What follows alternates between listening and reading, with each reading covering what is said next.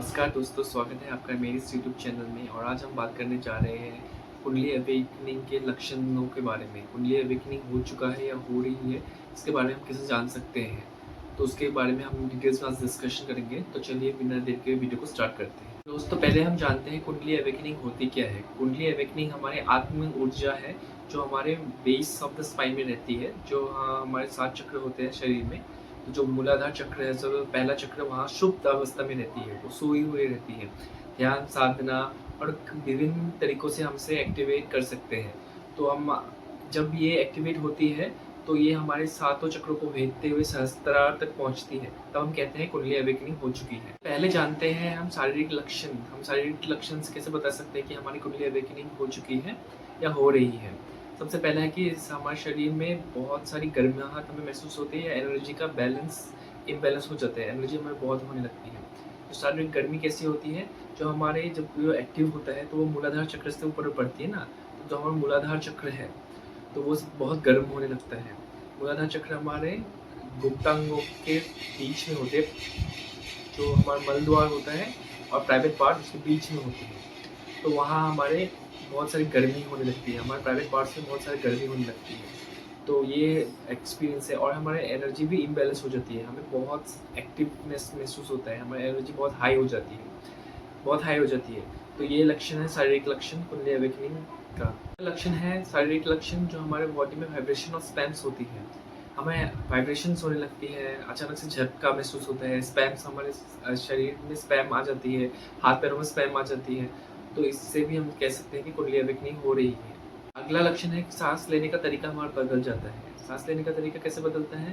पहले हम जो नॉर्मल सांस ले रहे हैं वो हमारी सांस लेना बहुत धीमी हो जाती है या तो बहुत तेज हो जाती है। कभी कभी जो हमारी एनर्जी बहुत हाई हो जाती है तो तेज हो जाती है, और वैसे ही धीमी रहती है। हम बहुत डीप ब्रीदिंग करने लगते हैं, ऑटोमेटिकली डीप ब्रीदिंग करने लगते हैं। अगला लक्षण है शारीरिक लक्षण जो हमें बताता है कि हमारी कुंडली अवेकनिंग हो चुकी है या हो रही है, वो है हमारे नींद में बदलाव। या तो हम बहुत गहरी सोते हैं या तो हमारी नींद एकदम ही नहीं आती है। जो गहरी सोते हैं उनका तो पॉजिटिव लक्षण होता है कि वो सो पाते हैं तो हील हो पाते हैं। और जिनकी एकदम ही नहीं आती है, एनर्जी बहुत हाई हो जाती है, तो उनको एकदम ही नींद आती ही नहीं है, तो वो बहुत रातों रात तक जगे रहते हैं। रात में फिर साधना करने बैठ जाते हैं, अपने रूटीन ऐसे बना देते हैं कि वो रात में ही साधना करने लगते हैं, क्योंकि उनका नींद आता नहीं है उनको। तो ये नहीं आना नेगेटिव लक्षण में है। पॉजिटिव है कि आना, तो आप हील होते हैं, ऑटोमेटिकली हमारे चक्र बैलेंस होने लगते हैं, क्योंकि हम जितना सोते हैं उतना हमारे शरीर ऑटोमेटिकली अपने नॉर्मल अवस्था में जाती है। अब जो शारीरिक लक्षण बताने जा रहा हूँ उससे कहते हैं थर्ड आई अवेकनिंग। थर्ड आई अवेकनिंग हो रही है, हमें कैसे पता चलेगा? जो हमारे भवों के बीच में हमें भारीपन महसूस होने लगता है। इसमें बहुत सारे लक्षण होते हैं। हमें भारीपन महसूस होने लगता है, टिंकलिंग सेंसेशन होने लगता है, टिंकलिंग टिंकलिंग होता है, जब कुछ कुछ हो रहा है बोल के वैसे वो महसूस होता है। या तो सबसे कॉमन लक्षण है, ये भी कॉमन है, कि हमें बहुत सारी ऊर्जा दिखाई देती है। जब हम मेडिटेशन करते हैं, जब हमारी कुंडली अवेकनिंग हो रही होती है, तो थर्ड आई पे जब आती है तो बहुत एक ब्राइट प्रकाश दिखता है, जैसे बहुत सारा बल्ब जल गया हो। तो यहाँ जब प्रकाश दिखे मेडिटेशन के दौरान, दैट मीन्स आपकी कुंडली अवेकनिंग हो रही है, और ये थर्ड आई आपका खुलने का सिम्टम्स होता है। अब बात करने जा रहे हैं मानसिक या इमोशनल लक्षण की। इमोशनल अपहील होना, यानी आपके इमोशंस में उतार चढ़ाव होना। या तो कभी आप बहुत हंसने लगेंगे, खुशी होके आपकी इमोशनल इतना अच्छा लगेगा इमोशनली कि आप बहुत खुश होंगे, खुशी के आंसू निकलेंगे आपको। या तो कभी आप बहुत रोने लगेंगे, आपके पुराने जो दुख है, जो आपके सबकॉन्शियस ब्रेन में लगा रहता है, वो एक्टिवेट हो जाता है, तो आपको बहुत दुख लगता है, इसलिए इमोशनल अपहील होता है। या तो आप इमोशनली बहुत पॉजिटिव होंगे या इमोशनली बहुत नेगेटिव होंगे। लक्षण जो मानसिक बदलाव में होता है, जो मानसिक लक्षण होता है, जो मानसिक बदलाव होता है, वो हमारे या तो हम बहुत क्लियरिटी के साथ जीने लगते हैं या तो कन्फ्यूजन में रहते हैं। या तो जब हमारे पॉजिटिव वे में होती है तो हमें मेंटली बहुत क्लियरिटी हो जाती है, मेंटलिटी की बहुत क्लियरिटी हो जाती है, हम मेंटली बहुत क्लियर हो जाते हैं चीज़ों को लेके। अगर हम नेगेटिव में जाए तो हम बहुत कन्फ्यूजन में रह जीने लगते हैं, ये करूँ या नहीं करूँ, ये सही है या नहीं है, ये गलत है, ये मुझे अच्छा फील नहीं कर पाएगा, ये मुझे अच्छा फील कर पाएगा, ऐसा इमोशनल अपहील होने लगता है। मेंटल क्लियरिटी चली जाती है, या तो कभी मेंटल क्लियरिटी आ जाती है या तो मेंटल कन्फ्यूजन होने लगता है। तो अगला लक्षण है जो मानसिक और इमोशनल लक्षण जो होता है, उसमें है कि हमारा ओल्ड मेमोरीज फ्लैश अप होने लगते हैं। हम जैसे कुंडली अवेकनिंग होती है तो हमें पुराने बहुत सारी चीज़ें हमें याद आने लगती है, तो पुराने जो फ्लैशबैक्स आने लगते हैं हमें, तो ये भी एक लक्षण है। जो अगला है मेंटल और इमोशनल लक्षण में से, वो है परसेप्शन चेंज होना। ये बहुत कॉमन है बहुत पॉजिटिव में अगर जाए तो आपके देखने का दुनिया को देखने का नज़रिया बहुत चेंज हो जाएगा। पहले आप जिसको बुरा मानते थे, जिसको जिसको समझ में नहीं आता था, कोई भी जैसे कोई भी एक रीति-रिवाज है दुनिया का, वो अगर आपको समझ में नहीं आ रहा था, तो आप जैसे ही कुंडली अवेकनिंग होती है तो वो आपको समझ में आने लगता है, आपका परसेप्शन चेंज हो रहा जाता है। कोई ऐसा कर रहा है तो क्यों कर रहा है? तो इसका उसका करने के पीछे लक्षण क्या है, कारण क्या है? पहले जब वक़्त कोई कुछ करता होगा तो आपको गुस्सा आता होगा कि ये क्यों कर रहा है ऐसा? ऐसा नहीं करना चाहिए उसको। पर जैसे कुंडली अवेकनिंग होने लगती है, हमारा परसेप्शन चेंज होने लगता है, तो हम समझ में आने लगता है ये क्यों कर रहा है?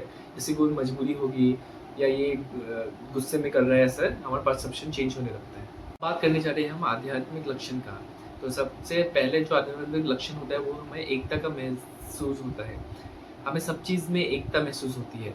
हमें अपना कनेक्शन फ़ील होता है सबसे, लोगों से, इंसानों से, पेड़-पौधों से, सब चीज़ से एकता का महसूस होता है। हमें लगने लगता है कि हम जिस चीज़ से बने हैं, वो उस चीज़ हमें जिस चीज़ ने बनाया है, हम जिस चीज़ से बने हैं, वो सब चीज़ में है।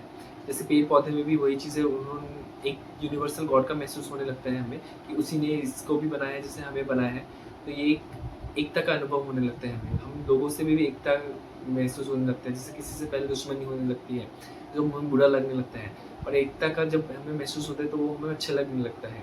भले हम जब उसको जाके ना बोले, इतना हमें अगर हिम्मत ना हो तो हम नहीं बोल रहे, पर हमें इंटरनली लगने लगता है कि वो अच्छा इंसान है, वो हमारे जैसा ही है, उसकी कुछ सर्कमस्टेंसेस खराब है इसलिए वो ऐसा कर रहा है, तो वो एकता का महसूस होने लगता है। पूरे यूनिवर्सल कनेक्शन हमें होने लगता है, ब्रह्मांड के साथ, प्रकृति के साथ, लोगों के साथ, तो एकता का महसूस होता है हमें। अगला जो आध्यात्मिक लक्षण है वो मेडिटेशन में गहराई आने लगती है। आपका जो मेडिटेशन में बिना प्रयास करे आप गहरे जाने लगते हैं। पहले जो हमें ध्यान भटकाने लगता है ना मेडिटेशन करने जाने से, जो ये सोच आता था वो सोचे, तो वो कम हो जाता है। हमें बहुत सारे गहराई में हम मेडिटेशन में चले जाते हैं ऑटोमेटिकली, हमें कुछ प्रयास करना नहीं पड़ता, हम बहुत गहराई में चले जाते हैं ऑटोमेटिकली। पहले जिससे अशांति होते थे, अशांति को कम करने के लिए हम मेडिटेशन में आते हैं तो हमारा जो विचार है वो चलते रहता है ना। तो जब हमारी कुंडली अवेकनिंग नहीं हुई होती तो विचार चलते रहता है, हम प्रॉपर ध्यान नहीं कर पाते, गहराई में नहीं जा पाते, हमको कोशिश करनी पड़ती है गहराई में जाने के लिए। और जब कुंडली अवेकनिंग होता है तो हम ऑटोमेटिकली 1 मिनट के अंदर या 1 सेकंड के अंदर या हम ध्यान करने बैठे तो ऑटोमेटिकली हम ध्यान गहराई में चला जाता है। तो ये बदलाव होता है मेडिटेशन में। अगला आध्यात्मिक लक्षण होता है इनर गाइडेंस। हमें इनर गाइडेंस मिलने लगता है। हमें खुद से खुद महसूस होने लगता है अंदर से कि ये चीज़ सही है, ये चीज़ हमें करना चाहिए, ये गलत है, ये नहीं करना चाहिए। तो इनर गाइडेंस हमें ऑटोमेटिकली मिलते रहता है। हमें पता चल रहता है कि हम नेक्स्ट स्टेप ये करने वाले हैं, ये करने से अच्छा होगा, ये करने से मुझे पीस मिलेगा, ये करने से मुझे शांति मिलेगी, ये चीज़ नहीं करना चाहिए, ये चीज़ खराब है, ये चीज़ मेरे आत्मा के लिए खराब है, ये मेरे शरीर के लिए खराब है। ये इनर गाइडेंस हमें ऑटोमेटिकली मिलते रहती है। दोस्तों, कुंडली अवेकनिंग एक बहुत ही स्पिरिचुअल प्रोसेस है। तो ये किसी के लिए बहुत अच्छा भी होता है, किसी के लिए बहुत बुरा भी होता है। जिसके लिए अच्छा होता है उसके अनुभव बहुत अच्छे-अच्छे होते हैं, पॉज़िटिव होते हैं। जिसके लिए बुरा होता है उसके अनुभव बहुत ही बुरे होते हैं। पर ये कुंडली अवेकनिंग अगर आप इस साइंस और सिम्पटम महसूस कर रहे हैं, तो आप अपनी इनर गाइडेंस के थ्रू चलिए, मेडिटेशन में प्रैक्टिस कीजिए। ज़्यादा मेडिटेशन में प्रैक्टिस मत कीजिएगा जिसके नेगेटिव सिम्पटम्स हैं, तो वो नेगेटिव में चला जाता है, तो एनर्जी नेगेटिव में चली जाएगी। अगर आपको ये सब सिम्पटम्स महसूस हो रहे हैं, तो आप प्रॉपर गाइडेंस लीजिए पहले। सबसे पहले प्रॉपर गाइडेंस लीजिए किसी आध्यात्मिक गुरु के पास, या जो आपको प्रॉपर्ली गाइड कर सके इस जर्नी के थ्रू पूरा शुरू से लेकर लास्ट तक, तो उसके साथ गाइडेंस ज़रूर लें। तो ये आपके अनुभव बहुत ही सुखद होंगे। अगर आप बिना गाइडेंस के इसमें आगे बढ़ते रहे और नेगेटिव आपका स्टार्ट हो गया, तो आपको बहुत दुखों के साथ झेलना भी पड़ सकता है। तो प्रॉपर गाइडेंस के ज़रूर थ्रू जाएँ, अगर आपको ये सब सिम्पटम्स और साइंस महसूस हो रहे हैं तो। दोस्तों, अगर ये वीडियो अच्छा लगा हो तो कृपया लाइक और शेयर कीजिए मेरे चैनल को, और सब्सक्राइब कीजिए मेरे चैनल को। लाइक और शेयर कीजिए इस वीडियो को। अगर ये थोड़ा भी आपको लाइफ में अगर वैल्यू ऐड करेगा, क्योंकि मेरा चैनल न्यू है, आप लोगों के सपोर्ट की ज़रूरत है। आप लोग सब्सक्राइब करेंगे, लाइक शेयर करेंगे तो मेरा चैनल आगे बढ़ेगा।